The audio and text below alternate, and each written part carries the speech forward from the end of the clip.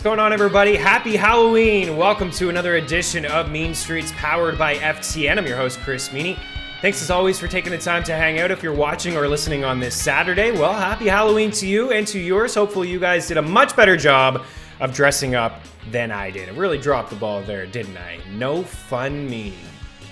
Yikes. I cut the hair. I'm rocking a collared shirt. I've yet to wear pants on this show. I'm just taking it one step at a time, so bear with me. Lots to get to today. If you are maybe you're waking up on this Sunday morning and you're feeling a little groggy. Maybe you had too many pumpkin spice rums last night or too many of your kids' chocolate bars. Sit back, relax. A lot to get to today. There's a ton of just news and notes and injuries as we head into week 8 of the NFL season. I got a few buy low, sell high candidates, players that I feel like should be stashed. I scanned the waiver wire in Yahoo, ESPN, Fantrax, CBS leagues, and there's several people out there that I just feel like should be rostered as we're past the halfway point of the fantasy football regular season. Week 14 is fantasy football playoff time, and we're into week 8 already. So I know you've heard this before. Crunch time. It is the best time of the year to sell high, buy low. You know, if you're sitting pretty in your standings, you can, take a shot on certain players and you can take advantage of certain teams that need wins this week. So we'll touch on a few of those players. I host a chat over at ftnfantasy.com. And if you're not subscribed, you can subscribe using that promo code Meaney. We'll get you a discount. And it's not just me answering questions. We have, Brad Evans, Jeff Ratcliffe, Derek Brown, Adam Pfeiffer. There's a lot of guys who are just hanging out in the chat all the time. But I take the Thursday afternoon, 2 p.m. Eastern, to really address some of the start and sit questions heading into the week. Players that guys are unsure about. And I've just had the same few players, so I wanted to address those players with you guys today just quickly. Have a few picks, props, DFS plays, a few more eyes and ears on this show lately. I think last week was a good week, 13-3, 21-7 overall on the show in terms of picks and props and spreads and over-unders and parlays. Probably not going to happen again, let's be honest. And I know what you're thinking, Atlanta Falcons fans. No lead is safe. I told you before at the start of the show, I'm just hopefully here to provide a distraction.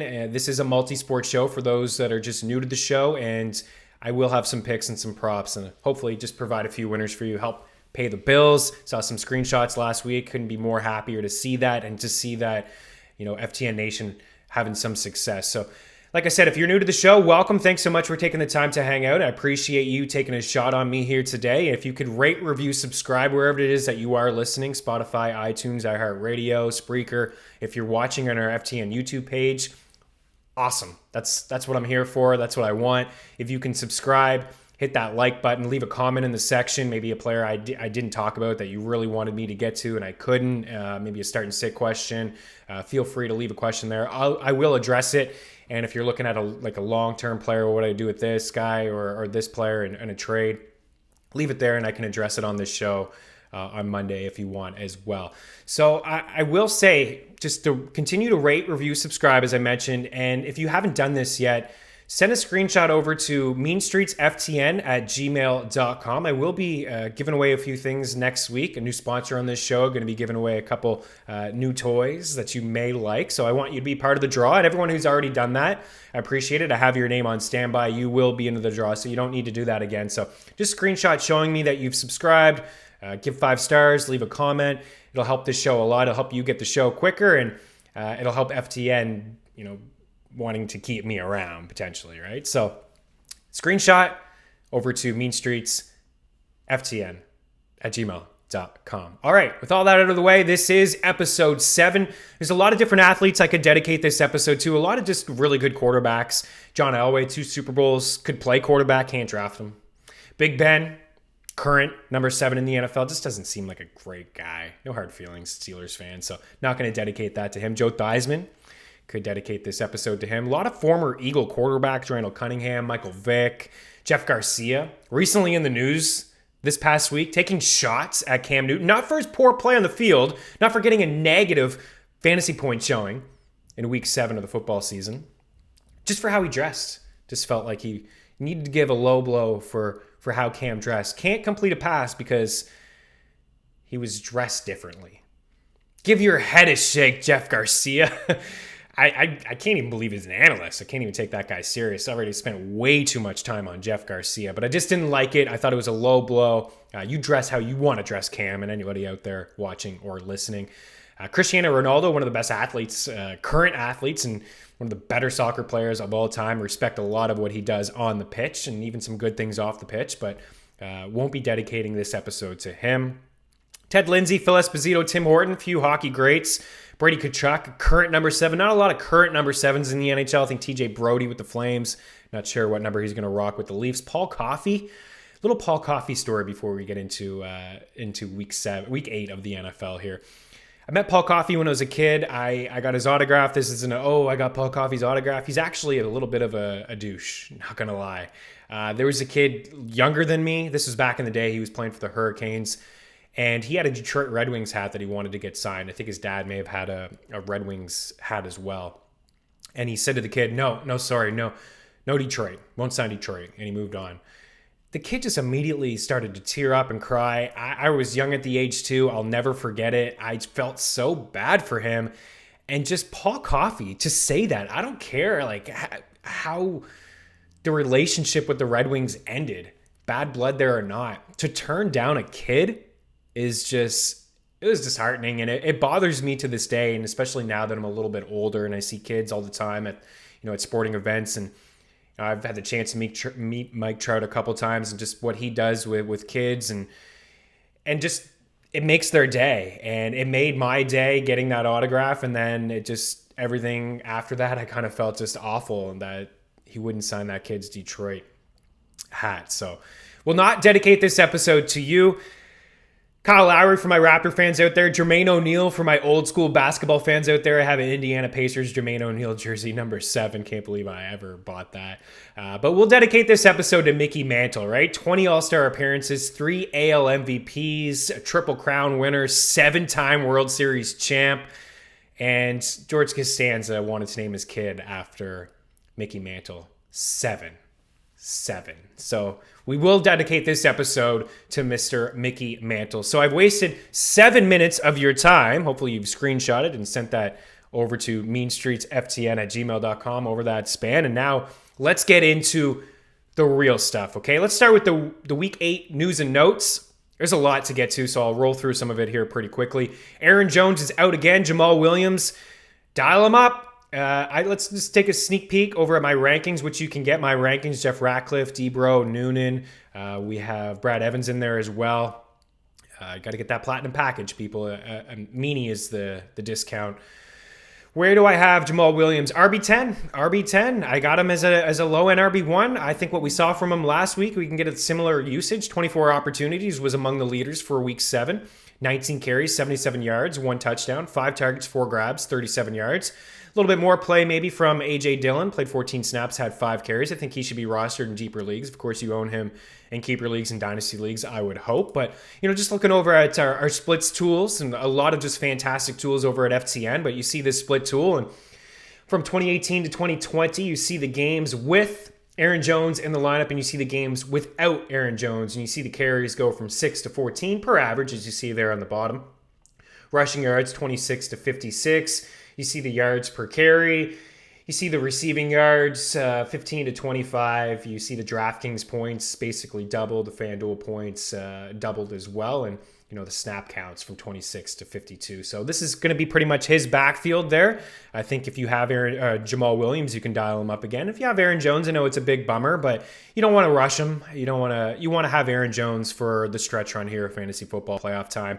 Joe Mixon also out foot, so I'll bring up the split tool again. Derek Brown does a phenomenal article each week, just taking a look at the split tool and just really dissecting, certain players that stand out, right? So here we go with Giovani Bernard, up against the Titans. And last week, 13 for 37, 5 catches for 59 yards, had a touchdown in there, 18 opportunities.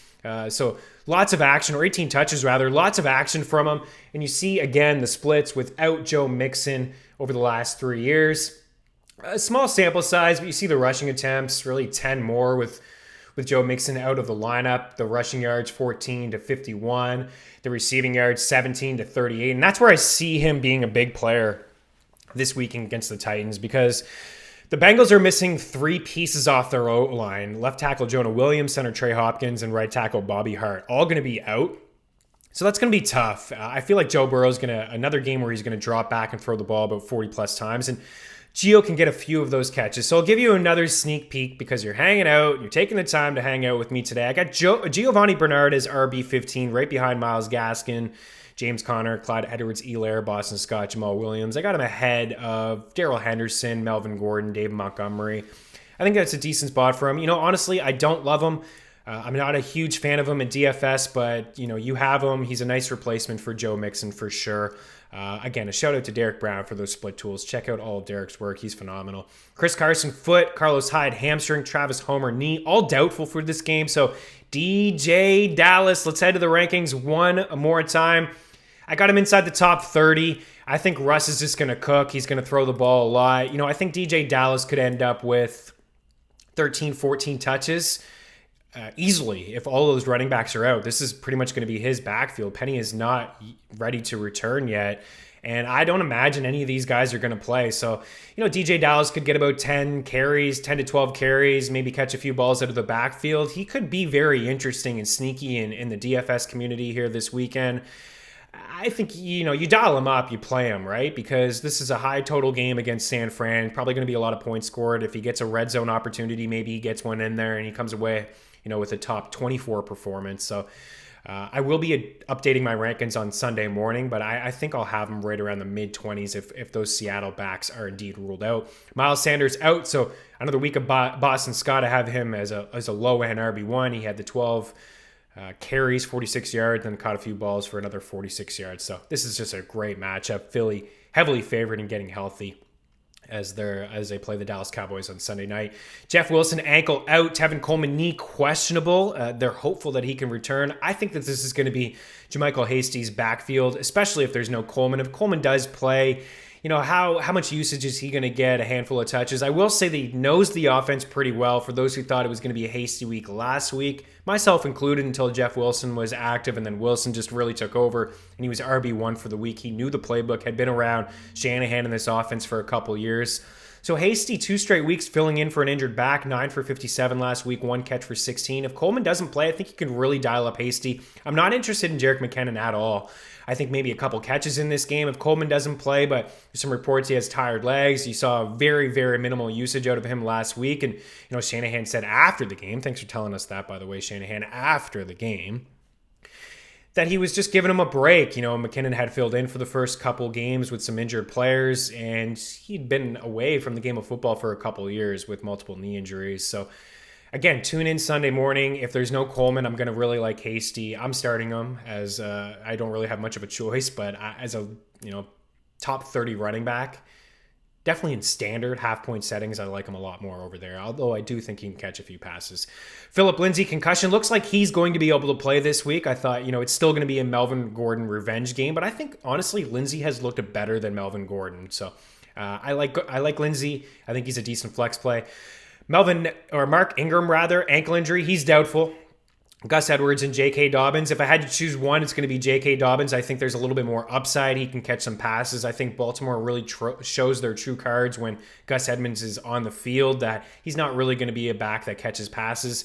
And I think with J.K. Dobbins, he can run between the tackles. He can catch a couple passes. So I like Dobbins a little bit more, but honestly, it's not a great spot. It's not a good matchup. I wouldn't play either of these guys in DFS against the Steelers. If you're looking to be ultra contrarian, it would be Dobbins for me, but I think Edwards probably gets the goal line work. So it is confusing, but both of these guys should certainly be rostered.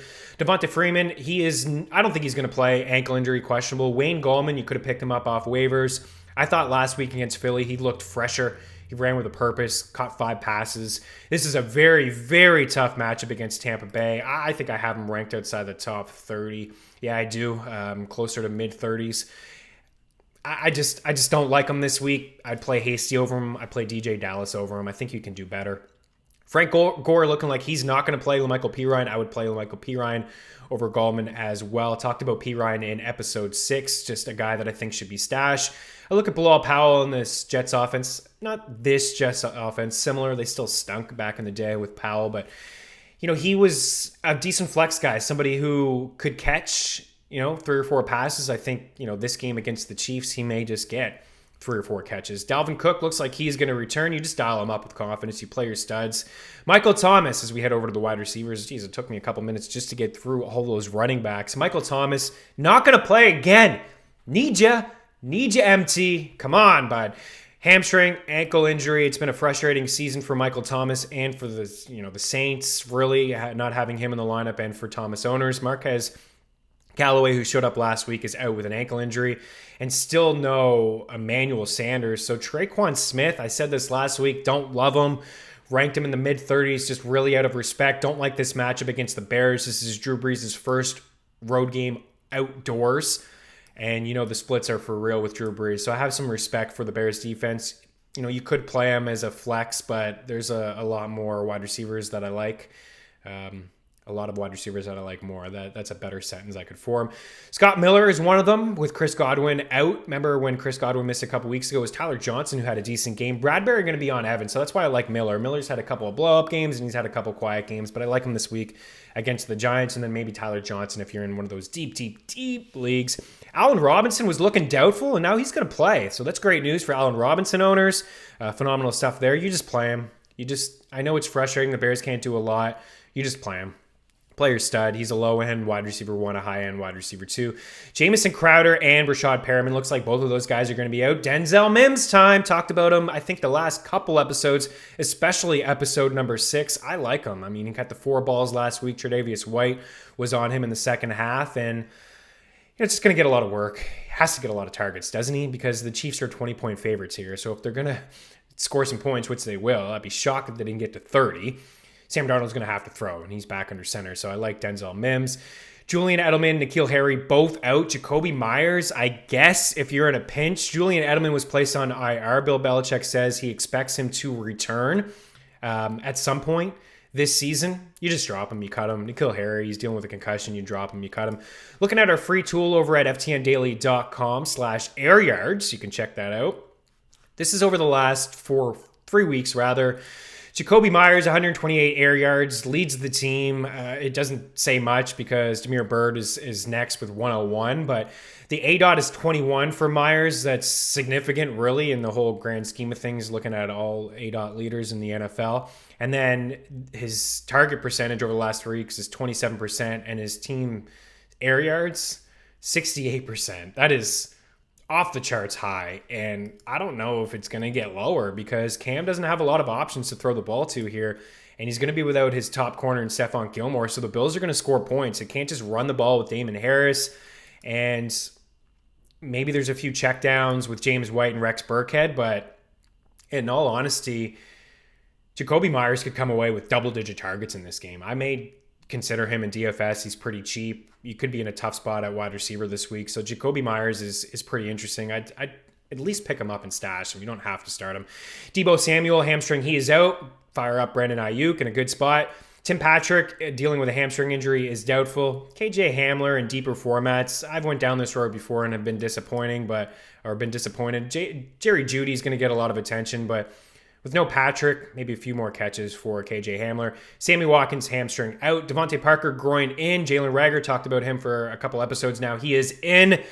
It's good news for Philly. John Brown in. Austin Hooper out. Harrison Bryant, David Njoku. Said I liked Bryant more last week. Both guys found the end zone last week. Bryant's just playing more snaps, running more routes. 2 touchdowns last week. I have him as a top 15 tight end.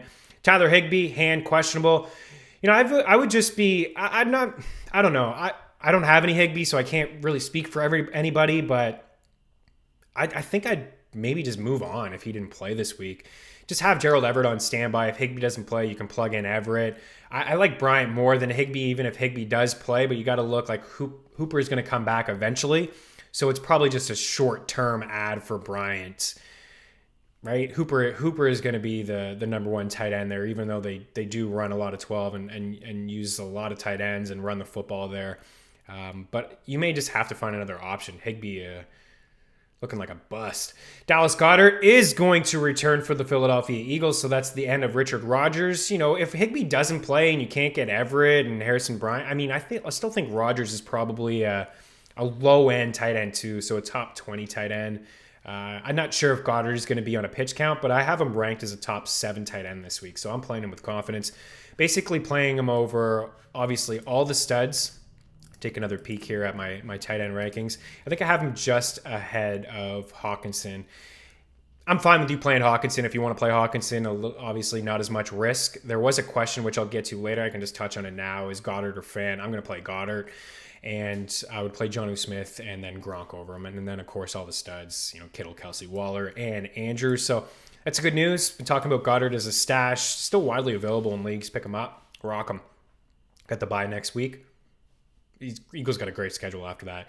Andy Dalton is out, so Ben DiNucci time for the Dallas Cowboys. Let's move on. Buy low, sell high.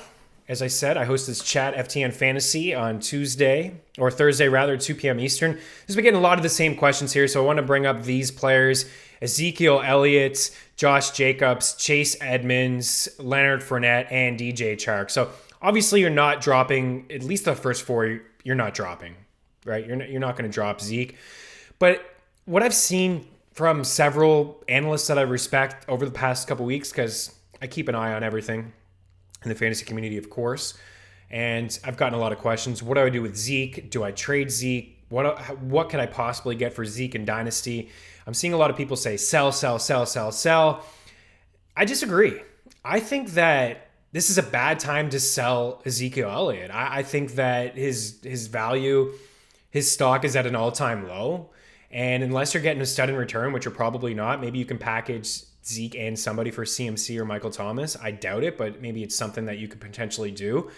I'm not just going to settle for sell Zeke for Ronald Jones or sell Zeke for Leonard Fournette or sell Zeke for, I don't know, an average wide receiver. Like I'm not going to do it. I'm not just going to give him away. There's no chance. You're not going to get proper value for him. No, we can't treat him like a top 5 running back anymore. I still think we can treat him as a low-end RB1 or a rock-solid RB2. I mean, the landscape of the running back position is soft. 54 yards or fewer in 4 of his past 5 games, 65 rushing yards per game, lowest of his career. And guess what? He's still RB3 in a full-point PPR setting. So if that's enough, maybe you can just sell him on that. Hey, he's still RB3 as much as he sucks. He's still a top 5 running back. So maybe you can sell him on that alone. There's some holes in the offensive line. Yes, there's some concerns. Philly this week, Pittsburgh to follow. Not great. Then the bye in there as well. Washington, Baltimore, Cincinnati. It's not bad. Cincinnati week 14. Baltimore before that is a little tough. But I think that's a buy low window there. He has been brutal over the past couple weeks and not the Zeke that we expected, but still RB3 as I mentioned. So I'm viewing him as a buy low candidate. I think it's an opportunity maybe to get Zeke. Now, if you're on the outside looking in of the fantasy football playoffs, then no, you don't want Zeke. But if you're up near the top and you've been rolling Mike Davis and you've just been patching the running back position up with Joe Mixon and then Jamaal Williams and Boston Scott, then you probably need Zeke. You probably could use Zeke. You could probably get him pretty cheap. So I'm in the mindset that you should acquire him. I think Andy Dalton's going to come back at some point. And their only game together, he had 11 targets and 8 grabs. It's pretty valuable in a PPR setting. So I'm in the mindset of acquiring Zeke, but I will say that I am slightly concerned. Do it if you're up near the top of the standings. You can afford to take that risk. Dynasty leagues, I think there's a buy low window, even though I like wide receivers more in dynasty leagues than running backs, short shelf life. I don't like to spend capital to acquire running backs of Zeke's stature, but I'm telling you right now, when I get these questions for Zeke, what do I do with Zeke? I'll basically take anything for Zeke. I think that's a buy low opportunity right there. Josh Jacobs, 17 yards on 10 carries last week against the Bucs. Jacobs has been held to single-digit fantasy points in 3 of his past 4 games. Got the Browns this week, not a great matchup. But after that, it starts to open up. The Chargers, Broncos, Chiefs, Falcons, and Jets to come. Falcons and Jets when it really matters for Josh Jacobs. And despite 10 carries last week, 116 rushing attempts on the season, ranks 5th behind Kenyon Drake, who Drake will miss a couple weeks. So I think there's a buy low opportunity for Jacobs as well. He's just he's a workhorse. When they're down in games, it's not good for him. But as I said, a couple of these games, I think the Raiders will be very much in, and he'll get a lot of usage. And I think, you do it now before this week. And if you can't do it now, then, it may not be a big blow-up game for him against the Browns. So if it's not, I think don't be discouraged, hold, and acquire where you can. Chase Edmonds, I'm sure you're surprised on this list because I've been talking about him since August. I absolutely love Chase Edmonds. I think he's the better running back than Kenyon Drake, and I think most people think that as well. And we'll probably see it over these next couple weeks. But I always be remorse if I didn't say this, because I always say this: make buzzy and trendy players always available in your league. Always make them available. See what you can get. I'm not saying you have to trade him, but just see what you can get for Chase Edmonds. I view him as a low-end RB1 while Drake misses time. Rest of the season, I have him ranked as a top 14 running back because I don't know if Drake is going to get his job back, because I think Chase Edmonds is just going to be that good. Nobody's run more routes out of him in the slot. Saw last week in just a limited sample, playing just over 50% of the snaps, caught 7 passes, over 20 fantasy points, RB5 for the week, 5 for 58, 65 receiving yards. I just think he's a stud. 3 double-digit fantasy point games already. I thought he was a stud last year. I have 90% of Chase Edmonds, and you could be in a situation where you need him and he's your starter. You're not going to think about him. That's most of my leagues. I needed him, and I'm happy to have him over these next few weeks. Or if you just drafted great, he's your RB4. So you could rock him if you want and sell somebody else, or right now, while his value is at an all-time high. I don't know if it'll get higher than it is right now. Or maybe coming into week 9 out of the bye when you start to see people in the industry rank him as a top 10 running back. So whatever you can do to help the balance of your squad, trading him for a wide receiver, I think you just need to flirt with that idea. Leonard Fournette, RB42 on the season. Last week, he returned, had 7 targets, 11 carries for 50 yards, 47 receiving yards on the 6 grabs. He's just a year removed from 70-plus catches. I think he could be the goal line back in this offense, the short yardage back, and Bruce Arians says his quote-unquote nickel running back in passing down situations. Whether you believe that or not, I think he has some value in full point settings. I have him ranked just slightly ahead of Ronald Jones this week. I think it's going to be a little bit of a headache backfield. I think both of these guys, Arians could ride the hot hand. And last week, Jones had more carries than him, 6 more carries, but 16 fewer yards, only caught the 1 pass for the 2 yards, but did have the touchdown. Giants, Saints, Panthers, Rams, KC on the schedule. A couple games could be high tempo. I like Fournette more than Jones the rest of the year, and I think that the Tampa Bay Bucks do as well. I mean, they signed him for a reason. Jones was awesome for 3 straight games, and then all of a sudden, Fournette just steps in and looked like the better back and got a lot of the work through the air that Jones was getting. So that just tells me that they really like him. The last guy on this list is DeeJay Chark. DeeJay Chark's been pretty frustrating for sure. 21 targets the last 2 games at only 8 catches for his 7. Only 8 catches. DeeJay Chark only has 8 catches for 71 yards. My goodness. What are you going to do? He's got a bye this week, and after the bye, he's got Houston, Green Bay, Pittsburgh, Cleveland, Minnesota, and Tennessee. I think you hold. I think you have an opportunity to buy low. I don't view him as a wide receiver 2, wide receiver 3 anymore, like 3 at best. He's a flex.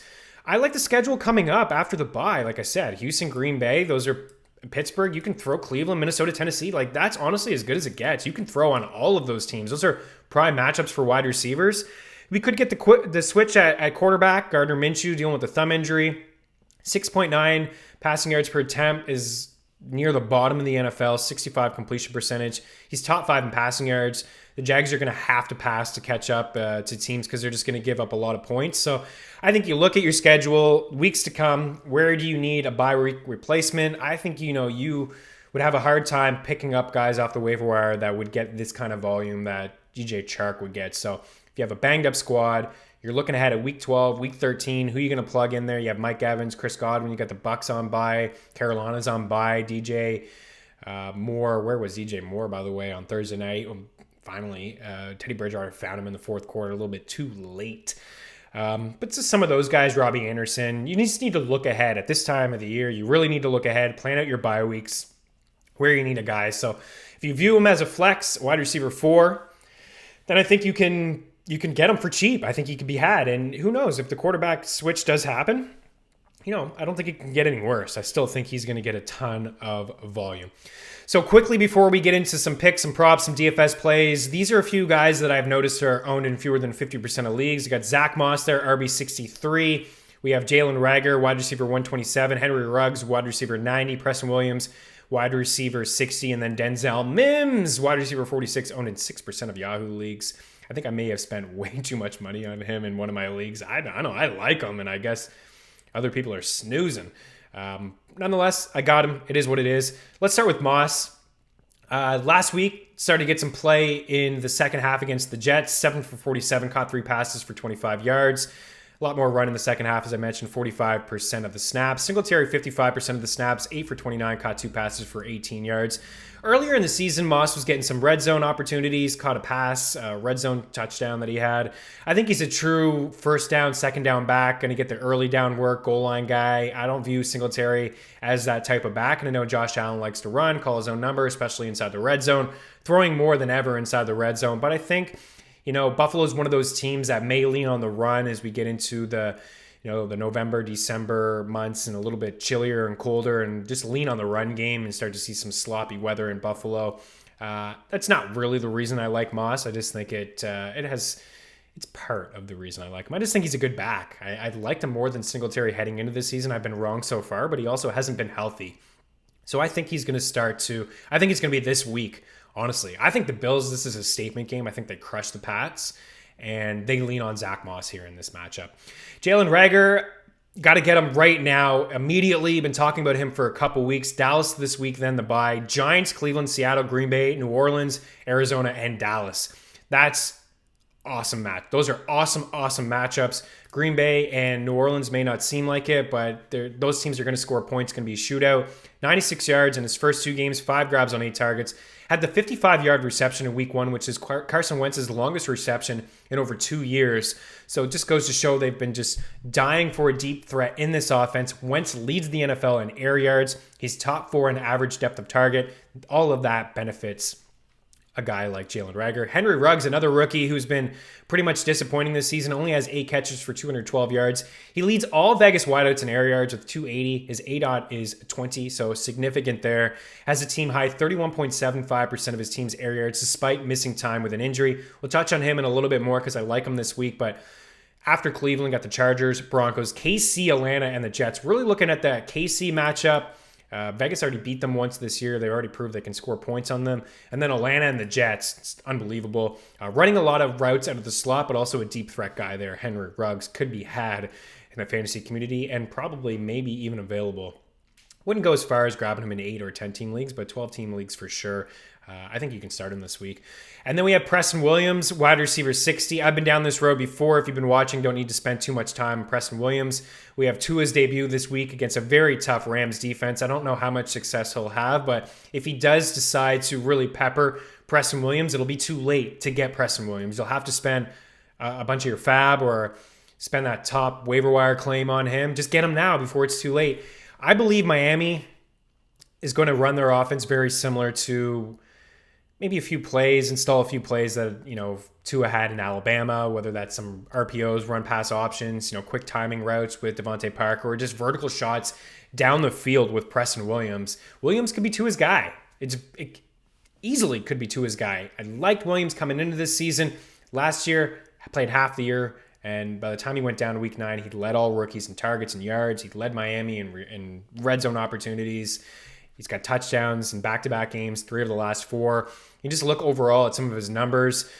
He leads the team with a 15.04 ADOT, 376 air yards, just 8 behind Parker for the team lead. But over the last 4 weeks, Williams, a team high at 212 air yards, 27% of his team's air yards, and a 19.27 ADOT. Let's keep in mind he was coming off a significant knee injury. No true real camp preseason. So just taking some time to get going, coming off the bye. I'm sure he's feeling fresh as he's felt all year. I like Preston Williams. I like him a lot. I like the matchups too. Cardinals, Chargers, Broncos, Jets, Bengals, and Chiefs. Week 14. Then Denzel Mims. Just really nobody there. Crowder, Perriman out. Jets stink. Like him though. 6'3", 207. Can get after it. Got some speed. More on Mims in just a little bit. But I think he should be rostered. I would play him this week. I think he could get double-digit targets against the Chiefs. Chiefs are going to score points. Before we get to some picks and some props, we get to the halfway point of the show, and with the new sponsor, Pristine Auction. Need everybody to check out pristineauction.com. This is some fantastic. If you're a sports collector, this is the site for you. They have daily auctions, $1 starting bids on over 1,000 items. They have signed helmets, balls, jerseys, and more. I'm really feeling Kyler Murray. I get this man crush on Kyler Murray, probably because I have him in a lot of fantasy leagues, but man, he's just so fun to watch. So I've been watching here today. I'm bidding on a Kyler Murray autographed helmet. Hopefully I can get it and I can put it on the shelf behind me. And they just have over 8,000 football items in their auctions at all times. Authenticity is guaranteed on all products. And if you use the code FTN, you'll get $10 off your first invoice. So check out pristineauction.com.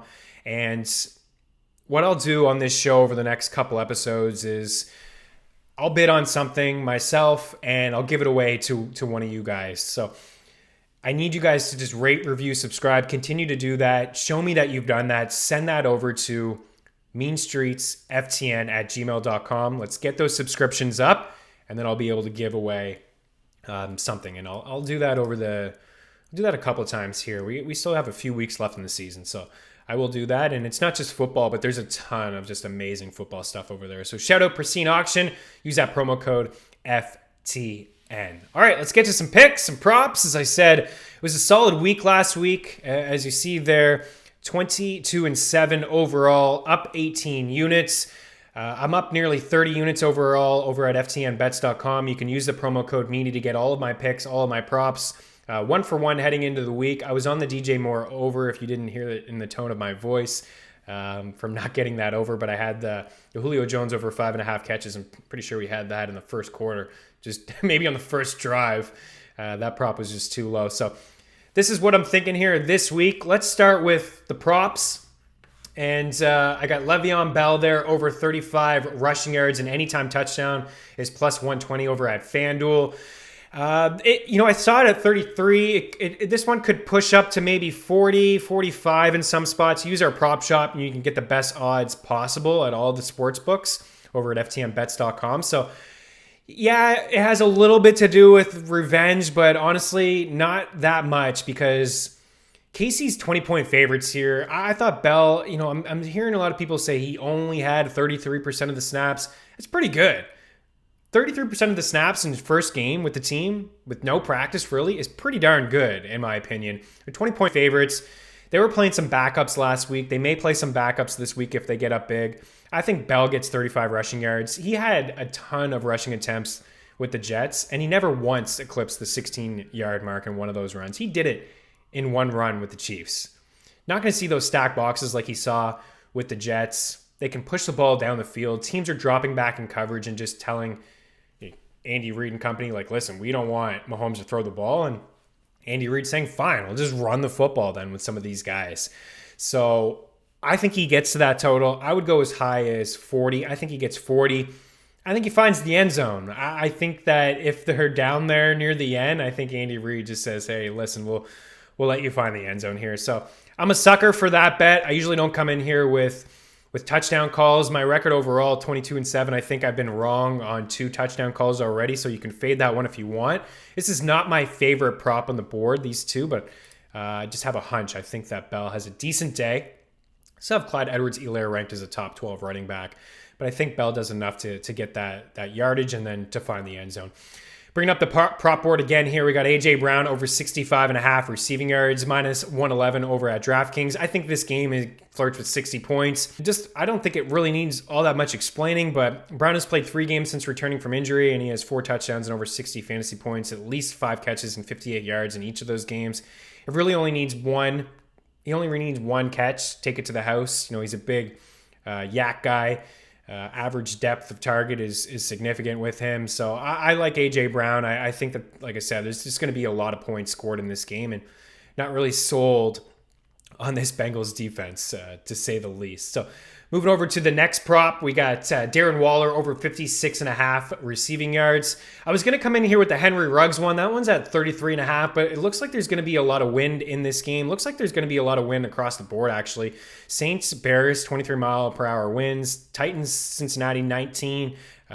Still not enough to fade your guys. You start everyone there. Vegas and Cleveland, 27 miles per hour. Minnesota, Green Bay, 24. And then New England, Buffalo, 21. So lots of wins. That's not great. It's not ideal. Some of these wins, like Cleveland, 27, that could hurt Henry Ruggs just slightly. But I don't think it'll hurt a guy like Darren Waller. He's basically a wide receiver. Let's be honest. He's a slot guy. He's a big body. He catches a lot of passes from Derek Carr, and I just like him in this matchup. I think there's going to be a lot of points, so I think he gets to that number. You can get that minus 111 over at BetMGM. Denzel Mims, again, over 3.5 catches. Are you kidding me? This is too low. This is way too low for Crowder and Brashad Perriman. You got to lay some juice here, minus 143 at DraftKings Sportsbook. You use that FTN betting prop shop. You can get the best props possible, the best odds across all the sports books. I would go as high. I think Mims catches 6 passes. I think he catches 6 passes and gets over 50 yards. George Kittle, over 67.5 receiving yards, minus 111 at DraftKings Sportsbook. Last week I said to fade Kittle. We were right on that one. It was just because it was Bill Belichick. It was just an off game for him. New England is great against tight ends, the number 1 team in the league against tight ends, and Bill Belichick just does a great job of taking away the opposing team's best player. We have a high potential shootout game here. We could see as many as 6 points again in this contest. No Deebo Samuel. I know San Fran wants to run the ball, but Russ is going to cook.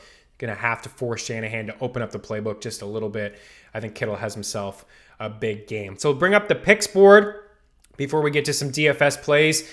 Against the spread, I got the Saints at minus 4. I jumped on that early in the week. That one could rise. I've seen it in some spots up as 5, but if you use, again, our parlay calculator over at ftnbets.com, you'll get the best odds possible. Minus 4, I'm locked and loaded. I just don't like the Bears offense. I don't think that they can do a whole lot. And as you'll see there, I have the under 43.5. So as I mentioned, Drew Brees, the splits are for real. This is his first game outdoors for the season. Must be nice for 7 weeks playing indoors. But got to go to Chicago. Like their defense. They don't give up a lot through the air. No Michael Thomas. I think the Bears will do a nice job of, there's only so much you can do against Alvin Kamara, but they're pretty good against running backs this year and pretty good against stopping running backs through the air, like bottom 10, I think, in terms of catches allowed to running backs. So I'd like the Saints probably to win this game like maybe 20-10 or 24-14, right at that number. I think that if this spread gets as high as a touchdown, I still feel like you can roll with the Saints here in this spot. The Bills minus 4, as I said earlier, I just think that they smashed this week. It's tough to count out Bill Belichick, especially after a couple losses. And, I heard some people last week against the Niners. Well, it was a bad loss against the Broncos. Bill Belichick can't count him out. And then he was just awful. This is changing the guard. It really is. The Bills are rolling, and it's always been New England. Brady is gone. Edelman is gone. The offense is non-existent. Stephon Gilmore is not going to play. The defense is not the same. I think the Bills have their way with the Pats. And then I'm on the Steelers plus 4. If this was 3, maybe I would consider it. Maybe I would consider like Baltimore rather. But as you see there, I just think Pittsburgh wins. I got them plus 180 on the money line. They're the undefeated team. I know it's really risky going against Harbaugh coming off that bye. I have a lot of respect for the Ravens and what they're doing. I think that both of these teams are Super Bowl contenders. But anytime that I can get an undefeated team who can do it on offense and defense at plus 4 and plus 180 on the money line, I got to jump on that opportunity. So I'm coming in here with a bit of an upset. I think the Steelers cover. If you don't want to join me on that upset, there is another upset that I like. I think Vegas is the other one, but they're not in my 3 here for the money line. I think the Steelers at plus 180 is a shot that I'm going to take. I think Seattle at minus 142. We may have to sweat that out. I think it's going to be a close game against the 49ers, but I just think, what we saw last week with Seattle losing and Russ with a couple picks, I just feel like they're going to bounce back. I think that overall, they're the better football team. As bad as that defense has looked, I just think that they're the better football team and that they'll find a way to win at minus 142. I have the Rams at minus 187. I was going to come in here with minus 3 with the Rams, but I decided to lean with the Bills at the last second, put the Bills in, and then the Rams. I think this is safer than the Rams winning by a field goal. I do feel like this game is going to be tight. This is the Tua debut. I just have a lot of respect for this Rams defense. As you see there, I got the under as well. I think it's going to be a slow-paced game. Both of these teams like to run the football, play at a bit of a slower pace using some of our pace tools over there at ftndaily.com or ftnfantasy.com. You'll see that Miami is a team that likes to slow it down just slightly. And maybe they'll just keep things simple here with Tua, but it's not just Ramsey. They just have a ton of defense, like a ton of defensive players, like a ton that can get after you. And Donald, of course, is one of them. So Aaron is going to be able to get after the quarterback this week. There's no question about that. And I like the Rams. I think this is just a tough spot for Tua, and I like the under. And then Cincy and Tennessee, I've touched on this a couple times, over 52. I think we could get as many as 60 points. So the parlay that I'm going to throw at you is the Saints, Rams, Philadelphia, Tampa Bay at plus 240. You know, if you wanted to drop out the Rams, you weren't really feeling the Rams, you can put in the Chargers there, and then you can get better odds. You can go Philly, Saints, Chargers, Rams plus 365, or you can just go Saints, Philly, Rams, Tampa at plus 240. And this is a teaser here that I have, a 5-game, 7-point teaser.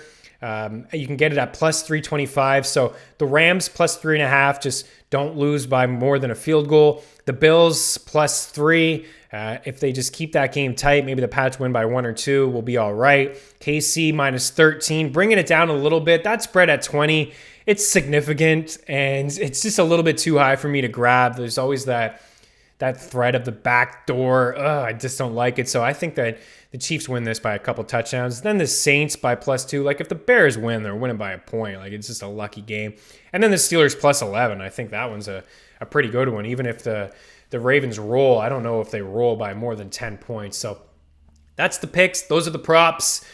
Good luck this week. Any questions, hit me up. There's a lot more over at ftnbets.com from a lot of sharper guys than me. Let's be honest. Elliot Chris, got Noah Riddell, and Ryan Noonan. Those guys are legit. Check their show out to the window every Friday evening, and you can watch that over at ftnbets.com. Use that promo code Meaney. On the way out, I'll just roll through quickly a couple props that I have, or a couple DFS plays that I like. At the quarterback position, I don't know if a lot of people will spend out for Patrick Mahomes. I think they feel like game script won't be in his favor and that'll just be run, run, run. Yeah, he could sit in the fourth quarter. If he sits in the fourth quarter, it's because he probably tossed 3 or 4 touchdowns. And I think you could make a case for spending up at the quarterback position because not a lot of people, there's just so much value. And sometimes it's the ultra contrarian move to spend up at quarterback. Carson Wentz, I like, depending on what contest you're in, the all-day contest or Sunday night contest, whatever it is. Carson Wentz is just in a great spot. Joe Burrow, Ryan Tannehill, Derek Carr, and I like Sam Darnold at 4.8.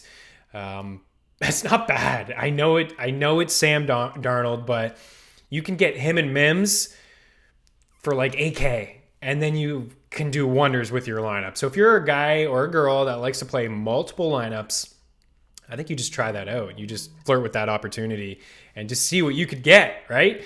I like Burrow probably the most out of this list. He leads the NFL in passing attempts, end zone throws. He's second in red zone passes, and he's second in air yards. Tennessee doesn't have a great pass rush. They got a weak secondary. They've allowed the 10th most fantasy points to quarterbacks, 25, 21, 18, 32. Those are some of the fantasy point showings that they've allowed so far. A couple of those games to Minshew and Cousins, who are not great quarterbacks. And I stole this from Elliot Chris's article. Over 80% of drives against the Titans have ended in a touchdown, and they've allowed the 4th most air yards to quarterbacks. So teams know that's how you attack them. 9 touchdowns for Joe Burrow so far in the season, but his expected touchdowns at 17.4. That's from my guy, Elliot Chris, in his advanced article. I'll touch on Derek Carr slightly. I like him less because of the win, but I think at the same time, people will come off of him because of the win. The Browns have allowed the 5th most fantasy points to quarterbacks and the 2nd most fantasy points to wide receivers. They've allowed 27, 24, 39, and 34-point showings to quarterbacks. Last week, 34 to Joe Burrow. Burrow, by the way, using his legs, a couple of rushing touchdowns over the past couple of weeks. But for Carr, he's got 4 20-point games himself, and he's faced some very tough defenses along the way. Saints, Bills, Bucks, Patriots. Despite those tough matchups, Carr enters week 8 with a career best 72 completion percentage, 8.2 yards per attempt, and 278 passing yards per game. Quarterback side fade, Big Ben, Tua, and Breeze. I'm not totally interested in Lamar Jackson. I think people are because they feel like they'll get him low owned. That is intriguing. If you want to pair him up with Marquise Brown, I won't hate it. Derek Brown, love him. Love Derek Brown. Derrick Henry, also love him.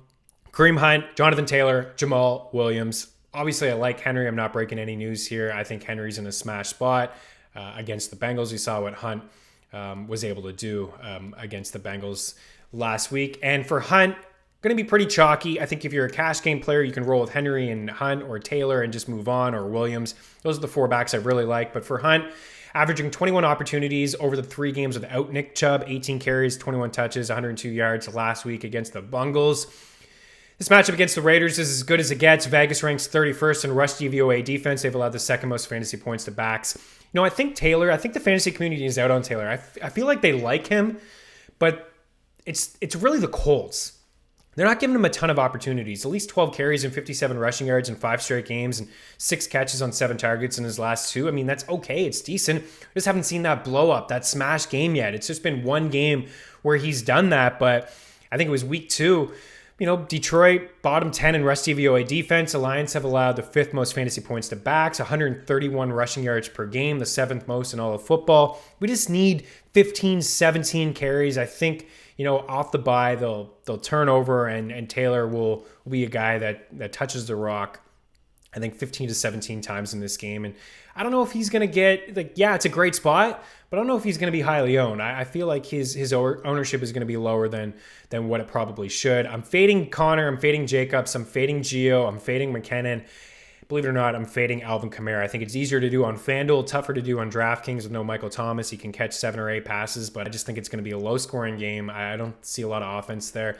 And if you're just banking on Kamara to get 100 yards, he has 2 100-yard rushing games in his career. Hasn't done it since 2018. 2! He's not that type of back. He can do it, but he's not that type of back. Still Latavius is there, right? If there's no Latavius, maybe, he'd have a more than 2 100-yard games, but it is what it is. Henderson, I wanted to give a shout out because I think he gets a lot of play. I also like his prop over 65 rushing yards. Over to wide receivers. Devontae Adams, A.J. Brown, Tyler Boyd, Henry Ruggs, Brendan Ayuk, Justin Jefferson, Corey Davis, Keenan Allen, DK Metcalf, and Marquise Brown. I already touched on A.J. Brown quite a bit, but I do like him. I think him and Tyler Boyd are in really good spots. I just really want to game stack that game, even though there's a lot of win there. I think still there's going to be a lot of points. My thing with Justin Jefferson is Jair Alexander shadowed Adam Thielen in week 1, and Thielen did an okay job against him. I think he's going to be on Thielen again, so it could open up some holes there for Justin Jefferson.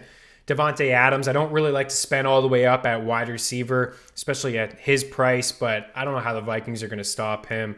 He's just unreal. I think you can get by with him, but you'll really have to take some shots with maybe a Ruggs or AJ Green, Rashard Higgins, John Brown, Jacoby Myers, Kendrick Bourne, Mims. These are guys that are valuable. They're pretty cheap. So, if you wanted to go, hit them high, hit them low kind of deal, you'll have to get the stars and scrubs approach if you want to spend up for a guy like Adams.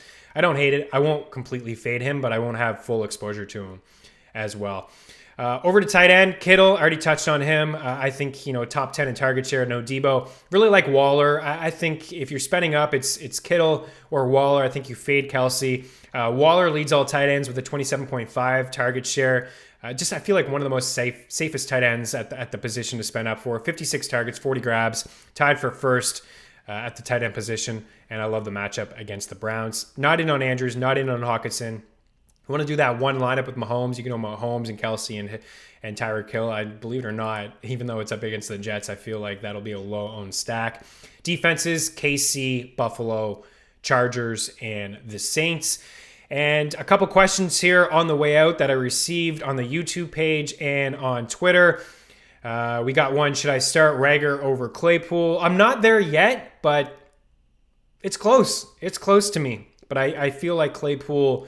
You start Claypool this week, even against the Ravens. I think potentially there could be a pitch count for Jalen Reagor. I have him ranked outside the top 40. Claypool it's like a borderline top 30 wide receiver.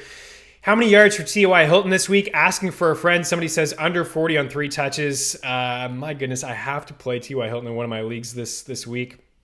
I think against the Lions, I think he gets 6 catches for 54 yards. That would be a win. Double-digit fantasy points for T.Y. Hilton, that would be a win. If Goddard plays, where would you rank him over Fant? That was a question I was talking about earlier. I would have him over Fant just slightly. I have Fant as a top 10 tight end. I have Goddard as a top 7 tight end. What up with Goddard? There's that question answered as well. I thought I had more than that. That's it. Those are the questions. All right. Mike Davis. Mike Davis, there's this question here. What do I do with Mike Davis? I think you're stuck with him now, aren't you? You're probably stuck. He's been a buy low or a sell high candidate, rather. in all of my Wednesday trade articles over at ftnfantasy.com. And I've seen some trades. I tweeted it earlier. These are some of the trades I've seen. Week 4 for Julio. My goodness, that's an awful trade. Great getting Julio, but somebody really desperate. I think Julio took a 0 or he missed some time. He was banged up. And I guess somebody was just desperate for a win. That's what I'm talking about. You have to just search the people in your league that are desperate for W's. Like, they only have 2 wins. They need a win this week. They can't hang on to Michael Thomas or Christian McCaffrey anymore, or Chris Carson or Miles Sanders. Like, these are guys you should be checking in on. Chris Godwin, check in, especially if you're in a good spot. Davis for Juju week 5. I saw Davis for Moss and Rager week 5. I like that one. Wow. Davis for Edmonds week 6. Whew, somebody was looking into the crystal ball. Davis for Pirine. And somebody was laughing at that. I actually like that one. Davis for Pirine. Rest of the way, it's probably Pirine, unless CMC suffers a setback. But I think CMC returns next week. It's very possible.